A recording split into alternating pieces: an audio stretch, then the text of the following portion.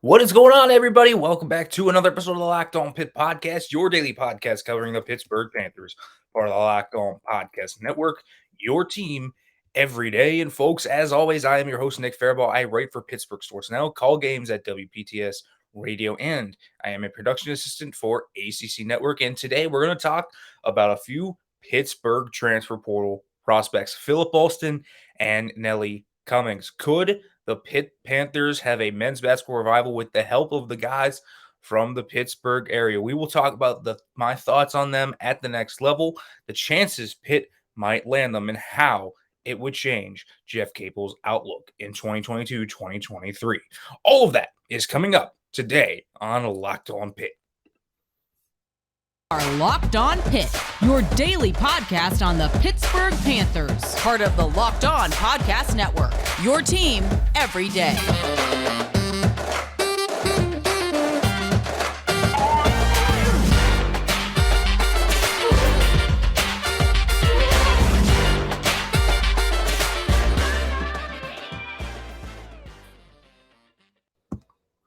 Welcome back to the Locked On Pitt podcast, everybody. As always, thank you for making the Locked On Pitt podcast your first listen every day. If you are watching this, make sure to like, comment, subscribe, turn on the notification bell. If you are listening to this, make sure to leave a review, give me some feedback, and not make this as good as possible without you guys.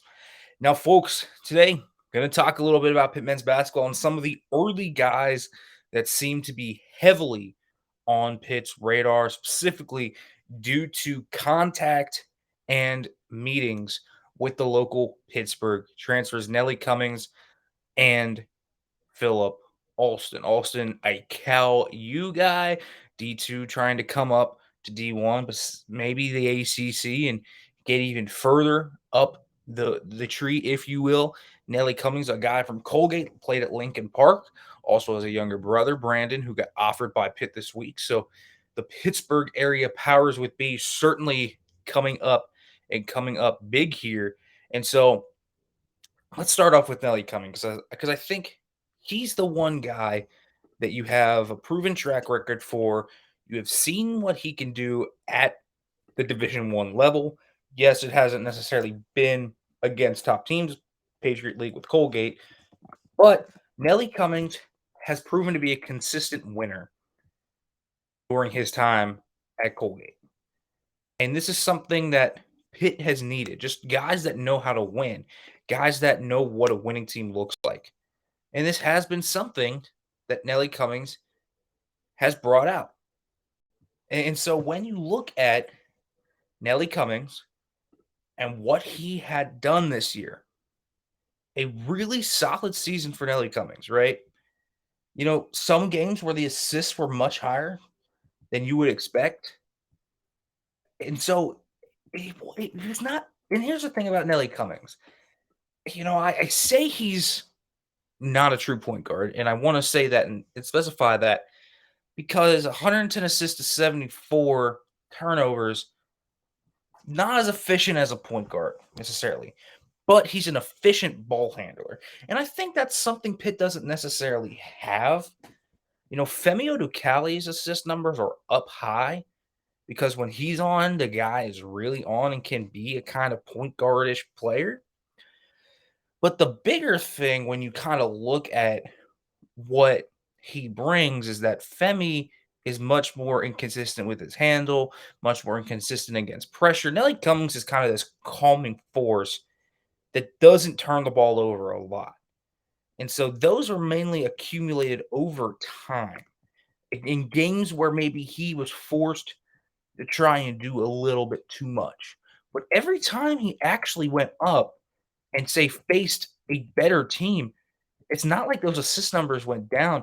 In fact, he had 7 assists against Syracuse, 0 turnovers in that game against Pitt, 3 and 3. So Pitt had a little bit more success, if you will, but still a good game against Pitt for Nelly Cummings. Wasn't like he was completely devoid of any production in that game. I mean, putting up 17 points aside from that is something that he can do. So he's a bit of a scorer as well. And I think that's kind of what his main thing is. They're not going to be a guy that is a true point guard. And again, Pitt needs that true point guard, but he can man the point. But he's a kind of combo guard they don't have. And, we talked about this with Jamar Brown. He felt like kind of a little bit redundant with the type of guards they have, the type of combo guards they have. Nelly Cummings isn't really that type of player. He's different from Sibande because while Nike Sibande is a true slasher and penetrator, I think that one, Nelly Cummings is a more natural ball handler and a more natural guy that can run the ship, if you will, than Sibande. Because Sibande's more of a two. Yes, he's kind of a combo guard type, but ideally you don't have him manning the point. Burton's more of a physical guy that's going to come in and try to barrel downhill, make some mid-range jumpers and all that. And that's not Nelly Cummings and what he does. He's more of a quickness type guy. And then Femi Odukale is a lengthier, longer type of wing body that's going to play out in the perimeter, but he's also going to ball handle and try to use his size and skills at his size to make him more tough to defend, tough to score against, all of that. And so Nelly Cummings brings with him some interesting characteristics. One, a 36% three-point shooter. Not bad. Pitt will take a shooter that can shoot 35% or more. Again, it's not a great stat, but Nelly Cummings does have that in his arsenal. He can shoot three, and you'll see he's kind of a streaky three-point shooter. But the cool thing is when he's not on, he often is able to have good court vision and find guys that are open. He's able to slash and get inside and make good things happen in the paint. And he's quick enough at an ACC level to where this production doesn't disappear when he goes up against good teams. I mean, against Wisconsin, for example, he scores 20 points. Again, he scored 17 against Pitt. He had that really good game against Syracuse where they could not stop him. They could straight up not stop him. He had 18 points in that game with 7 assists. And then when you looked at what he did against NC State, 20 points in that one. So we're talking about a guy averaging around 20 points when he went up against good competition this year.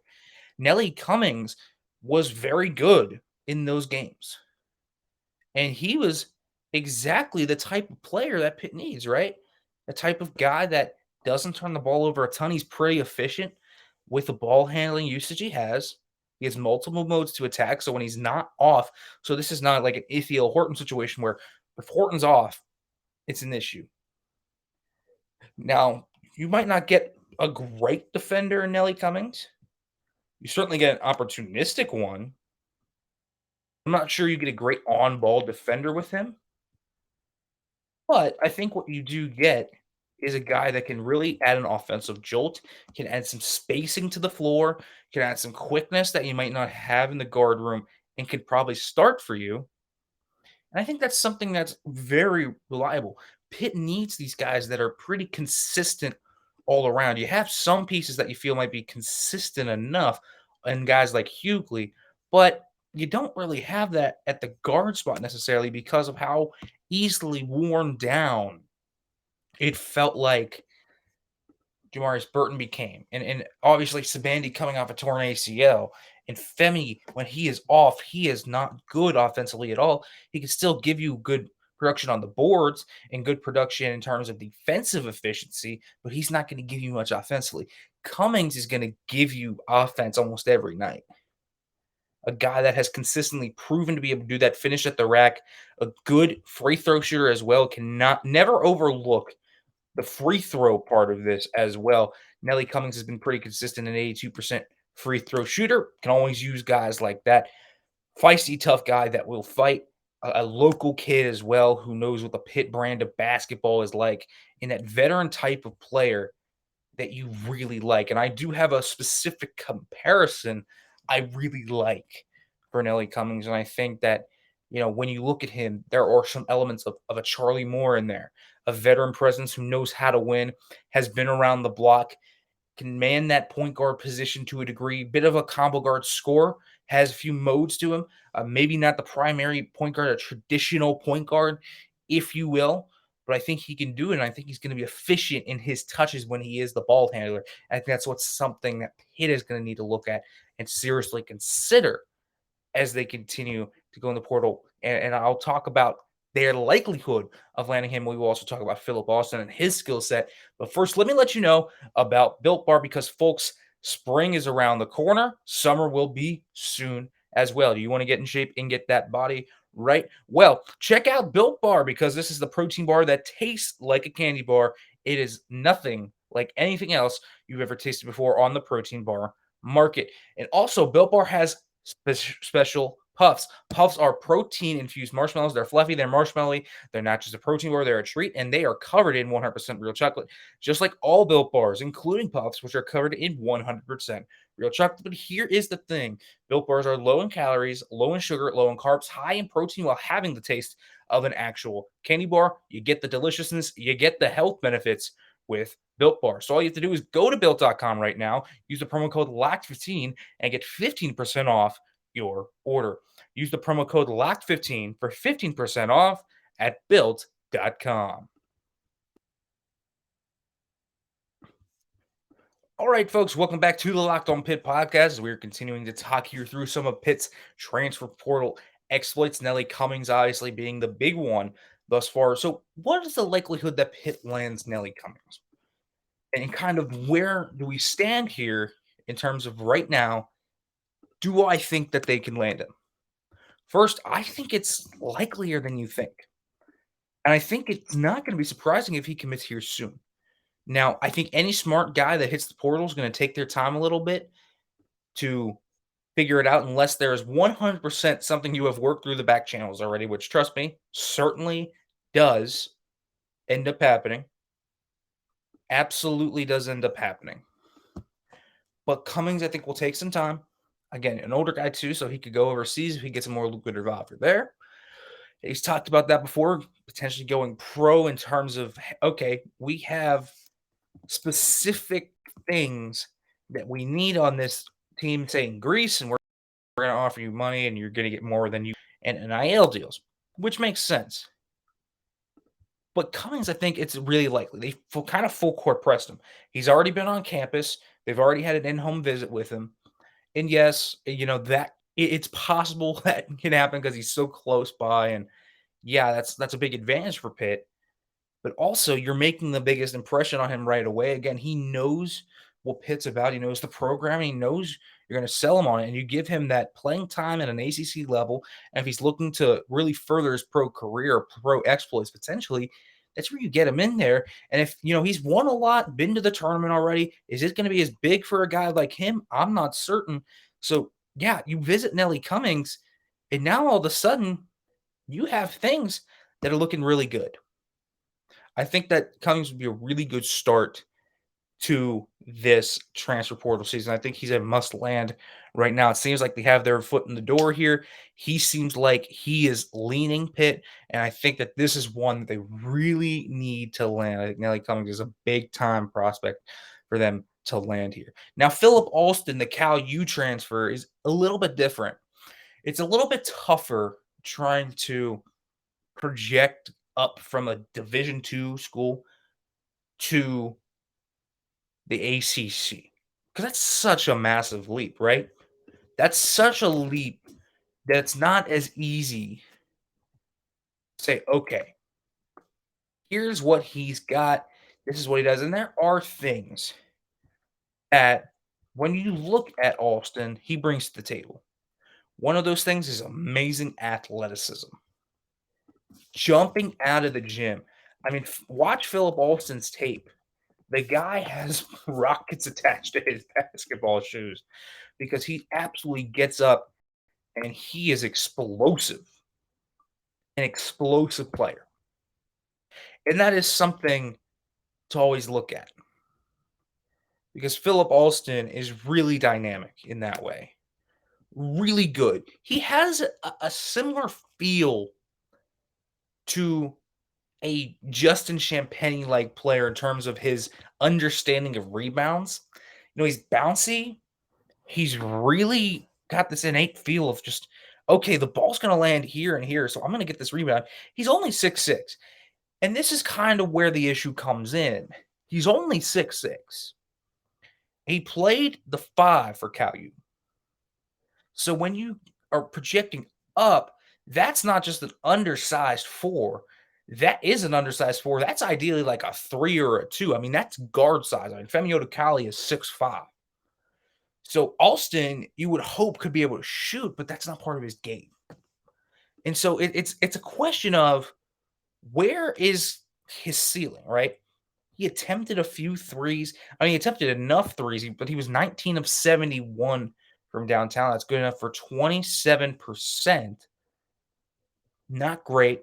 Very efficient at the rack, again, averaging 21 points and 11 rebounds. And he has that innate feel of a natural rebounder with that explosiveness and what he brings to the table. Also, a guy very, very good as a shot blocker. 62 blocks, but again, he's 6'6". So how do you translate a shot blocker at the D2 level with explosiveness, who's a really good rebounder and can finish inside? How do you project that to the ACC? He's an undersized 4. And so say he does come in and he starts, at the 4, I can't see that working out. Doesn't mean I think Philip Alston's a bad player. And again, there are traits that I talked about: the physicality down low, the athleticism, the innate feel down low to hedge screens. Takes a lot of charges. You can see that on his film. Very smart basketball player. Not going to make a lot of dumb plays. Pretty good passer for his size, which is nice. You like to see that. But he's probably going to be more of a backup guy. Think of him as a juiced up Chris Payton, if you will. Chris Payton was all athletic upside, didn't know much about. He was more athlete than basketball player. Alston's a basketball player with athletic upside. That's the difference between those two, but he's very similar in that mold of a Chris Payton. But Alston is going to be a guy that's going to come in and be ready to play minutes. He will play minutes. Say he lands at Pitt, he will play minutes. Make no mistake about this. This is a guy that will come in, and this is a guy that will play enough minutes. But the translation to the ACC level, a little bit tougher for him coming from D2, and more importantly, a little bit tougher for him to kind of shake out everything, right? Because if you are coming from Division II, you're undersized, you're a rebounder, shot blocker primarily, who finishes down low with physicality, going to be a little bit tough, but the game can come to him easier because he has this feel of hedging screens. He's a good screen setter, so you can get a bit better, more ball movement off the pick and roll action, whatever it might be. So there's plenty of objects there that he can use in terms of the dynamic screen game that he plays. He's a guy that can be the roller down low, and he's athletic. And he brings a lot of high basketball IQ, so he will be ready. But he can give you solid bench minutes. He can be the Collier replacement and be ready to give you 10, 15 minutes in a pinch, or if he's having an on night, 20-25. So that's the type of guy I think you're looking at here with Philip Alston. Is on a good team, you're going to see him get pretty solid minutes. And that is exactly what you need in terms of the bigs, right? You need the starting 4 still, but you need a backup guy that you can trust to come in a pinch.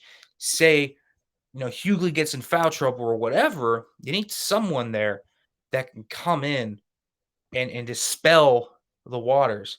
I think Alston can do that. I think he has that upside to where, yeah, he's undersized, but he has also that upside to where, if things translate well, if that innate feel for rebounding translates well enough, if guys just can't match his physicality, this is a guy that even at the next level can have games where he really just goes off, and he has that type of upside where he can have big games. It won't be every night, but he does have that in his arsenal. So I like that about Philip Alston. Now we'll talk about their likelihood chances of landing him. Still has plenty of high major offers and interest. However, first, let me let you know about Bet Online, because after months of playing, college basketball has determined the top teams for the Final Four and will determine this year's national champions this coming week. BetOnline.net is your number one source for all your betting needs and sports info, from all the latest odds, contests, and player props, you name it. BetOnline remains the best spot for all your sports developments, including podcasts and reviews for all leagues. this season. And it's not just basketball. BetOnline is your continued source for all your sporting wagering information needs, including live betting and your favorite Vegas casino games. Head to the website today or use your mobile device to learn more about the trends and the action. BetOnline, where the game starts. All right, folks, welcome back to the Locked On Pitt podcast as we are continuing to talk through about some transfer portal additions for Pitt. And Philip Alston here, the guy we're talking about, the Pittsburgh area connections, of course, with Cal U and Nelly Cummings being from Midland up there playing at Lincoln Park. And so when you look at Philip Alston, you got him on campus for a visit. That was not something that I expected them to get very early on. Again, another local guy, and they are doing a nice job with these local guys of getting them on campus. That's something you need to do, right? But plenty of interest from Alston from Loyola Chicago, Iowa State, Virginia Tech, Georgia Tech, Ole Miss, St. Bonnie. There are enough interested teams here. Pitt's going to have to fight for Philip Alston. Not going to be a walk in the park, but they were the first ones to get him on campus. And so he came away with a lot of good things. Jason Capel had an in-home visit with him too. They're pressing him hard. That's a good thing. Anyone that comes within Pitt's territory that can be a solid contributor should be a Pitt Panther. And Alston's one of those guys. And so I think they're pushing him hard. It seems like he's going to wait a little bit before making his decision, wants to explore around a little bit. But let's be real here. Pitt has gotten in early, and Pitt has made an impression. And that means something when you're in the portal. Make an impression on these guys. Feel like they're going to be big-time compliments. You let them see the facilities. You let them see all that they have. And with his athleticism, could do a lot and guard many positions. And so that's the thing. That's the thing. When you look at Alston, this is a guy that could come in and make things happen off the bench. And that's what they need. And I think the likelihood of landing him is solid. Again, it wouldn't surprise me if they start off this class with two Pittsburgh area guys in Cummings and Alston. And I think that would be a really good start to this class for Jeff Capel, someone that you needed, a good guard that can space out the floor a little bit, work off the pick and roll action, is a really efficient player with his touches, a guy that consistently has proven the ability to do so. And then you also have the juxtaposition with Alston. Yes, an undersized four, but a guy that can come in and replace Collier and give you the minutes you want at the four. And so I think that's solid. So if you land these two guys, how much of a needle is moved, I guess? So there is a needle moved there. I can't say it's a drastic needle. And I want to preface that. You have a lot of open scholarships right now, but the needle's not going to be significantly moved until you get another very consistent scoring option. Ideally, you would have at least two starters in the portal, right? Two through the portal, a four, and then probably another guard. So Cummings would be one of those starters, and then you'd have to get a four. It wouldn't be a bad idea to get three, though. If you can push Burton or Sibande to the bench, one of those two guys to the bench, or both if Femi takes a step, it's ideally what you want, right? You don't necessarily want Jamarius Burton playing 30 minutes a game unless he's really on that night. So when he's having an off night and he's getting worn down a little bit with his physical style play, and this is why I think Burton's more of a 20-25 type guy than a 30-35 type guy. He'd be your six man off the bench rather than, say, a true starter that's going to really take that to the next level. But I think what you're going to get is if you can get Cummings to start there as that combo 1-2 type guy with whoever they choose to work off him with, whether that's Femi, whether that is Burton, whether that's Sibande, I think it gives you a lot of options. And so I'd like that move in the guard room. I think the guards there, if you add him, would work. And then I think you need probably one more guard / wing type, a 2 or a 3 that can come in, shoot the 3. And Jason Roche, who they are talking to right now, is a guy that would make sense there. And we'll talk about him a little bit as it appears that's ramping up a little bit more. But that's the type of guy that you could see come in and make a lot of sense for Pitt, right? So they need some shooting still, but Cummings is going to be a pretty solid shooter. And Nike Sibande coming back himself, they're going to get more three-point production. Again, people kind of forget, I feel like, what Nike Sibande brought to the table. And I've seen a lot of people say, yeah, the guy's pretty replaceable, but he had this burst of athleticism that no one really has. And it's not exactly common to find guys with this type of burst in athleticism. And again, a really good three-point shooter, a 44% three-point shooter the year before he got hurt. So you're going to get naturally more shooting there, more spacing, more athleticism. You're going to become faster. You're going to become more up tempo. And that's going to be something with Nelly Cummings that will change as well. You go to more up tempo, you get more transition buckets. So you change the tempo a little bit from, say, a slower type of style into this kind of hyper offensive, very fast style where you're pushing the pace. You are dictating the pace and changing how you're playing from one year to the next. You're not going to be passing the ball around. It's not going to be stacked. You're working off different types of screens. You are pushing the pace quickly. And that's something that Pitt's going to need to do, I think. That's a style that they need to do. They need more shooters that can space out the floor when they're in their static half court, of course. And that is a need. But also, I think working up tempo a little bit more, being able to push the pace was something they didn't do enough last year. And Nelly Cummings, being the primary ball handler, would be able to do that. And that's a place where they would have a needle mover. He's a guy that can dictate the pace, change the speed of the game, and really be a leader there who knows how to win. I think that is a needle mover move. Alston, again, you get quality depth in the front court, which they need. It's just John Hughley right now. No Max Amonison's there. We haven't seen anything to suggest Max Amonison's going to be a big-time contributor there. They'll still need a starting four, and maybe you get another guy in there if there's another transfer, whatever it might be. But you need to get quality front court depth, and Alston's going to be that. A 3-4 type hybrid, undersized at that, but the hops, the athleticism, the ability to defend all these different spots, and an innate feel for spacing on the court and the way to go out and get those rebounds, that's impressive.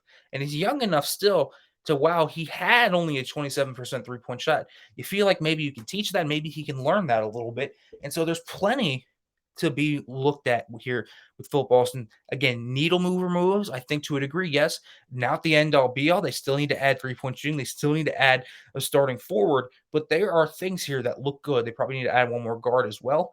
There are things that if they get Cummings and Alston starting to develop a little bit of identity here, and they are starting to kind of build their team. Alston goes with that up-tempo type style as well.